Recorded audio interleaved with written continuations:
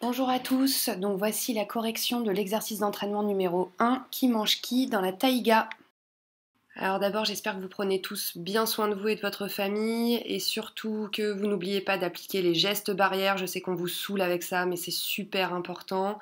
Donc éternuer dans son coude, ça on vous l'a bien expliqué, se moucher dans des mouchoirs jetables à usage unique, se laver les mains très régulièrement, avant un contact, après un contact, ne plus avoir de contact, se saluer avec la main, et puis surtout, rester chez vous, même si je sais que c'est très pénible, surtout qu'il fait beau en ce moment.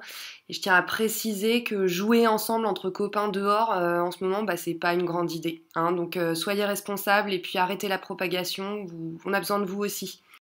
Donc dans cet exercice, le but du jeu était de représenter le réseau trophique, c'est-à-dire les relations alimentaires qui unissent les organismes vivants qu'on trouve dans la taïga, la forêt boréale. Donc en respectant le principe de représentation des flèches, c'est-à-dire l'organisme A flèche organisme B, ça veut dire A est mangé par B. Donc par exemple dans ce cas, Garfield serait l'organisme A, des lasagnes l'organisme B.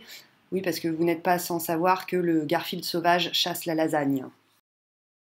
Donc une fois que vous aviez recopié les noms des organismes sur votre feuille, il fallait utiliser le tableau pour comprendre qui mangeait qui et le représenter correctement avec des flèches. Alors d'après ce tableau, l'ours noir mangeait l'élan et la végétation, le renard roux mangeait l'écureuil gris, le lièvre d'Amérique, le castor était mangé par le loup gris ainsi que le renard roux, le castor mangeait de la végétation, le jaseur boréal mangeait de la végétation et des insectes, l'élan mangeait la végétation, le lièvre d'Amérique aussi, les insectes aussi, l'écureuil gris aussi, le hibou mangeait l'écureuil gris, le lièvre d'Amérique et occasionnellement le jaseur boréal.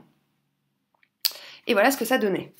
Alors une fois que c'était fait, il fallait identifier qui était carnivore, c'est-à-dire ne manger que des animaux, qui était herbivore, c'est-à-dire ne manger que des végétaux, et qui était omnivore, c'est-à-dire manger un petit mélange des deux.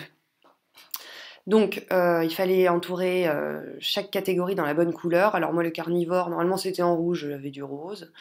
Donc nous on avait le renard roux, le loup gris et le hibou, qui était carnivore pur et dur, c'est-à-dire ne manger que des animaux.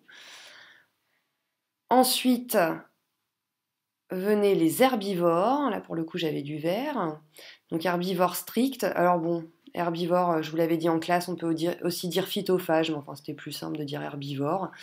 On avait l'élan, le castor, l'écureuil gris, c'était la majorité, hein, les insectes, le lièvre d'Amérique, qui ne mangeait que de la végétation, que des végétaux.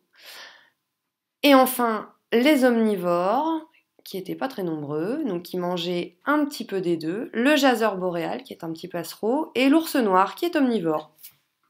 Voilà, donc c'est tout pour aujourd'hui. Si vous avez la moindre question, vous m'écrivez sur Pronote, et puis je vous donne rendez-vous pour la suite. À plus tard!